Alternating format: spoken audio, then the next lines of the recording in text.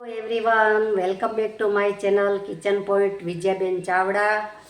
તો આજે આપણે બનાવીશું મેથી વડા। તો ચાલો આપણે કિચનમાં જઈએ, પછી આપણે બનાવીશું મેથી વડા। તો સૌપ્રથમ આપણે જે એક પેન લીધું છે મેં, જો કે આપણે નોનસ્ટિકની લોઢી છે, એમાં આપણે ધાણા લેવાના છે। 2 ચમચી મેં ધાણા લીધા છે, એને આપણે શેકી લઈશું ધાણાને। પછી એમાં લઈ લેશું આપણે જીરું 1 ચમચી। હવે એને આપણે શેકવાનું છે ધીરે ગેસે, ધીમી આંચે શેકી લઈશું અને બહુ શેકાવા નથી દેવાના। થોડા થોડા આપણે ક્રિસ્પી કડક થઈ જાય અને ત્યાં સુધી આપણે શેકીશું।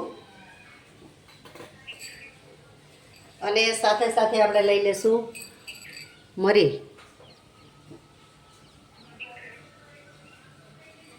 તો આ મરીના મેં 10 થી 15 દાણા લીધા છે। તો બધું આપણે ભેરું શેકી લઈશું। અને આ તમે શેકીને નાખો મસાલો તો વડાનો બહુ સરસ મજાનો એવો ટેસ્ટ આવે છે। તો ભૂલા વગર તમે પણ આ મસાલો તો નાખજો, તો સરસ મજાના આપણા મેથી વડા બનીને તૈયાર થાય છે। અને નાના મોટા સૌને ભાવે તેવા સરસ એવા ક્રિસ્પી સરસ થાય, અંદરથી સોફ્ટ અને ઉપરથી ક્રિસ્પી એવા આપણા વડા તૈયાર થાય છે। અને આ તો બધાને ભાવે। તો હવે આપણા જે ધાણા અને જીરું છે એ થોડા શેકાઈ ગયા છે। તો હવે આપણે લઈ લેશું લાલ મરચાં, જે સૂકા મરચાં આવે છે તે પણ આપણે ભેગા શેકી લઈશું।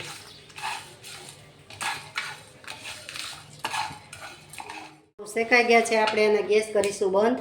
હવે આને થોડા ઠરવા દેશું, પછી આને દરદરા આપણે સરસ દરદરા એવા આપણે ક્રશ કરી દઈશું। હવે આપણે બધા મસાલા જોઈ લેશું। તો મેં અહીંયા લીધું છે મીઠું 1 ચમચી, 1 ચમચી મરચું પાવડર, 1 ગાંઠિયો લસણ લીધો છે, અડધી ચમચી હળદર, આ સાબુત દાણા લીધા છે 1 ચમચી। પછી આપણે જે શેકેલા છે તે મેં લીધું છે, એને દરદરા આપણે મિક્સરમાં વાટવાના છે। તો આ લાલ મરચાં લીધા છે, એ પણ મિક્સરમાં વાટીશું। અને આ છે આપણે લીલા મરચાંની પેસ્ટ, અને મોણ માટે થોડું તેલ આપણે લેવાનું છે, બહુ નહીં। અને આ મેં મસાલાવાળું દહીં બનાવેલું છે તે આપણે લેશું। અને 1 વાટકી ચણાનો લોટ લીધો છે, 1 વાટકો જે મોટો અંદાજે 200 ગ્રામ છે આપણે લોટ ચણાનો, તો તે મેં લીધો છે। અને ડુંગળી મેં લીધી છે ઝીણી ઝીણી સમારીને। તો ડુંગળીનો ટેસ્ટ આમાં બહુ સરસ આવે છે, તો ડુંગળી વધારે હશે તો તમારા વડા બહુ સરસ ટેસ્ટમાં અને બધી રીતે સરસ બનશે। તો આ છે મેથી, મેં ધોઈ અને સાફ કરી લીધી છે। તો આ 100 ગ્રામ મેં મેથી લીધી છે, લીલી મેથી। અને લીલા ધાણા છે, ધાણા મેં ધોઈ અને સૂકવી દીધા હતા, એટલે કોરા સરસ થઈ ગયા છે। 50 ગ્રામ ધાણા છે। પછી આપણે લઈશું આ કોટ કરવા માટે આપણે તલ લીધા છે। તો આ તલ મેં 50 ગ્રામ જેટલા લીધા છે। તો હવે આપણે મિક્સર બાઉલ લઈશું। બાઉલની અંદર જે આપણે શેકેલું છે, કારા મરી છે, પછી સાબુત ધાણા છે, જીરું છે, તો એને આપણે દરદરું મિક્સરમાં વાટી લઈશું। સૌ પ્રથમ આપણે દહીં લેશું, જે દહીં મસાલાવાળું મેં બનાવ્યું છે તે દહીં લઈ લેશું। પછી આપણે જે મીઠું છે તે દહીંમાં ઉમેરી દેશું। તો હળદર લઈ લેશું, લાલ મરચું પાવડર લઈ લેશું, અને આ જે પેસ્ટ છે આપણે લીલા મરચાંની તે લઈ લેશું। પછી જે આ મસાલો ખડા મસાલા જે આપણે શેકેલા છે તે આપણે લઈ લેશું। મિત્રો, આનો ટેસ્ટ તો બહુ સરસ આવે, તો ચોક્કસ તમે આ મસાલો આમાં ઉમેરજો, સરસ મજાનો આપણો ટેક્સચર પણ સરસ આવે। તો 1 પિંચ જેટલી મેં એમાં ખારો લીધો છે। ખારું એટલે આપણે સાજીના ફૂલ જે આવે છે રનિંગ ભજીયા નાખીએ એમાં, એ મેં લઈ લીધા છે। અને સાબુત ધાણા પણ આપણે લેવાના છે 1 ચમચી। હવે આપણે જે લસણ છે એ મેં ખાંડી લીધું છે, તો લસણ લઈ લેશું. હવે એને આપણે બધું મિક્સ કરી લેશું સરસ રીતે. દહીંમાં જ આપણે બધું મિક્સ કરશું એટલે મસાલા સરસ આપણે એવા ચડી જાય.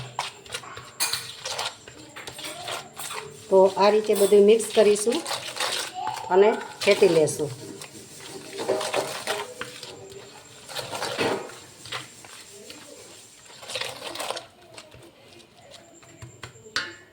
તો હવે આપણે જે તેલ લીધું છે તે પણ આમાં ઉમેરી દેશું.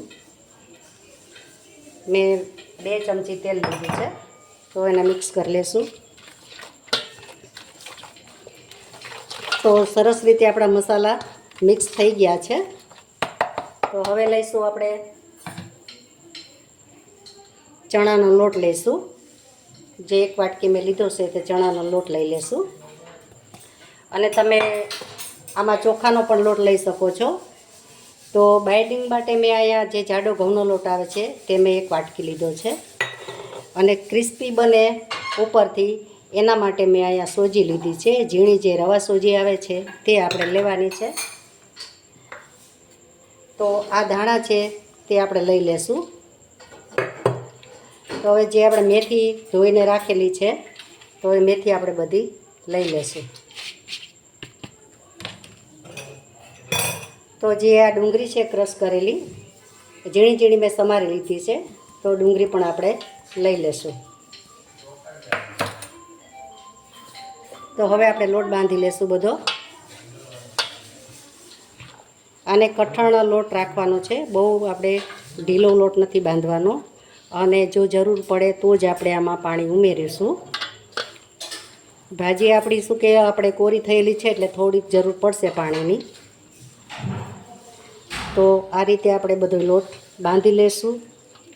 અને મિત્રો, મારા વિડીયોને લાઈક કરજો, શેર કરજો અને સબસ્ક્રાઈબ કરજો.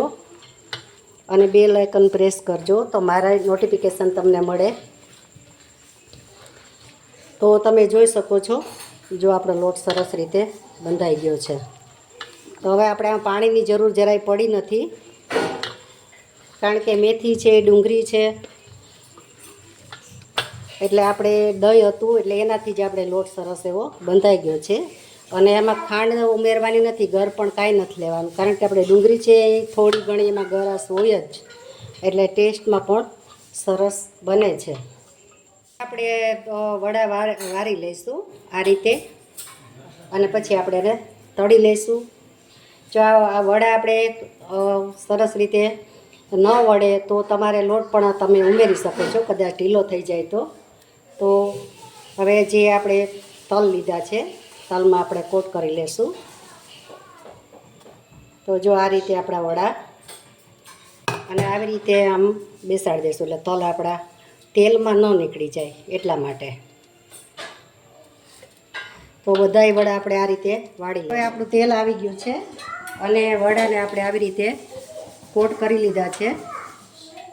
તો આપણે તેલમાં તળી લઈશું. તો બધા વડા આપણે આવી રીતે તળી લઈશું. સ્વાદમાં મિત્રો બહુ સરસ બને છે, એકવાર તમે ટ્રાય કરજો. તો જો આ રીતે આપણે તળી લેશું. હવે એક બાજુ ચડી જાય પછી આપણે હલાવીશું, નહીંતર આપણે ડુંગળી ને મસાલામાં વધારે છે એટલે તૂટવાની પણ ભે રહે આમાં. પણ તમે થોડુંક ચડી જાય પછી જ તમે આને હલાવીને પલટાવી શકો છો.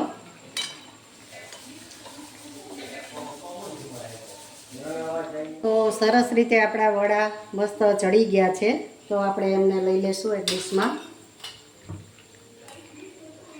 તો તમે જોઈ શકો છો ગોલ્ડન બ્રાઉન આપણા વડા થઈ ગયા છે અને ઉપર આવી ગયા છે, મીન્સ કે આપણા વડા તળાઈ ગયા છે. તો જુઓ સરસ રીતે તળાઈ ગયા છે. હવે આપણે ડીશમાં લઈ લઈશું. જુઓ છે ને સહેલી રીત સરસ મજાની. તો આપણે આ રીતે બધા વડા આપણે તળી લઈશું. આપણા વડા તળાય છે ત્યાં સુધીમાં આપણે જે કોમેન્ટ આવી છે તે લઈ લેશું. તો કોમેન્ટ આપણે આવી છે સોનાલીબેન જોશી, સુપર છે પણ ઉપર રેસીપી નાયલોન પૌવા ચેવડો. તો સરસ બેન, થેન્ક યુ અને કોમેન્ટ કરતા રહેજો. પછી પાલીબેન મહેતા છે, ગામનું નામ નથી, તો વાંધો નહીં બેન, જે થેન્ક યુ. અને તમે જે પૂછ્યું હતું કે ચેવડામાં કયા તમે પૌવા વાપરા છે, તો મેં એમાં લીધા છે નાયલોન પૌવા, જે પાતળા આવે છે તે પૌવા મેં લીધેલા છે. તો નૈનાબેન પરીખની કોમેન્ટ છે